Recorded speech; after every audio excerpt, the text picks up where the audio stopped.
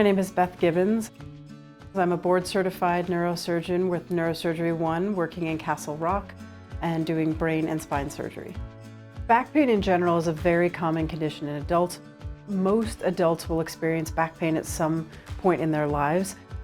Vertebrogenic back pain is a little bit different in that it is long-lasting and it is associated with endplate dysfunction. And so it is not back pain from working in the garden for the weekend, going for a hike. It's back pain that doesn't go away, that affects all activities over a long period of time.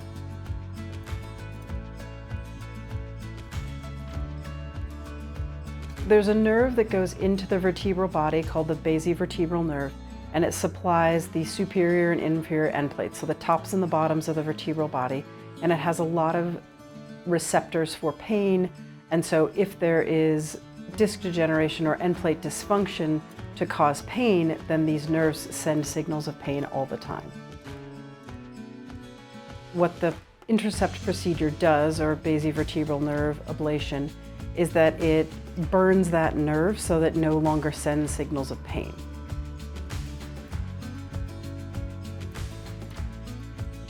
Common misdiagnoses for vertebrogenic back pain can be facet pain, disc herniations, degenerative changes in the disc, and all of these can very much mimic symptoms of vertebrogenic back pain.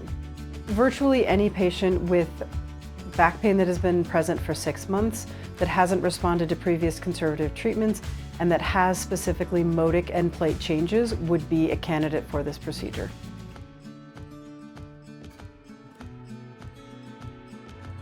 Intracept is a minimally invasive procedure. It is an outpatient procedure in the hospital on the day of surgery, home the same day.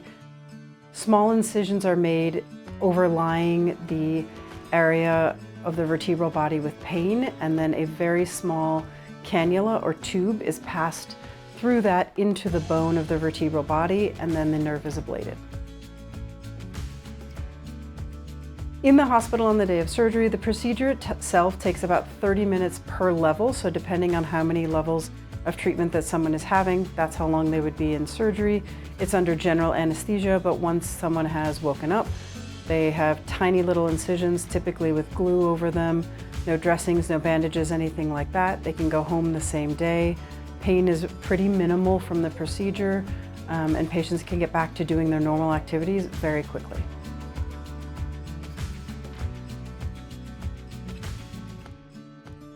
After the procedure, patients can expect mild soreness in the lower back. Typically, patients will feel improvement in their pain immediately, although for some patients it can take up to 3 months to get the full results for how much relief that they are going to get from the procedure.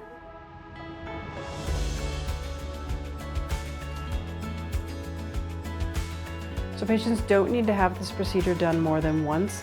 Greater than 90% of patients will have at least a 50% reduction in their back pain, and about a third of those patients will have complete relief from back pain.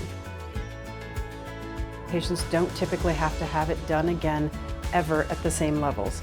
If they were to develop pain from other levels of the back that weren't treated, the procedure could be done at those levels as well, but it is a one-time procedure that does not need to be repeated. The results are long-lasting.